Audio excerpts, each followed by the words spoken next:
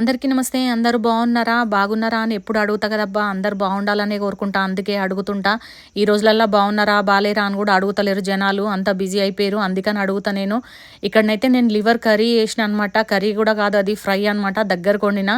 ఆ వాసన వచ్చిందో ఏమో, మా సోన్ అయితే ఉరికొచ్చి ఇంటి ముందల కూసుంది. చూస్తురు కదా, పెట్టిందాక కూడా ఆగుతలేదు. దీనికో 4 ముక్కలు వేసి పెడితే అది కూడా హ్యాపీగా ఫీల్ అవుతుంది కదా. కుక్కకు పెడితే ఏముందబ్బా, 2 ముక్కలు మనం తక్కువ తినొచ్చు, ఏం కాదు. అది కూడా హ్యాపీగా ఫీల్ అవుతుంది కదా. ఇక్కడ మంచిగా నూనె అయితే పోసుకొని ఉల్లిగడ్డలు మంచిగా ఫ్రై చేసుకోవాలి. లివర్ ఫ్రై ఎప్పుడు చేసినా అని అల్లం ఎల్లిగడ్డ పసుపు వేసేసుకొని ఇట్లా లివర్ వేసేసుకోవాలన్నమాట. ఇది 1/2 కిలో ఉంది.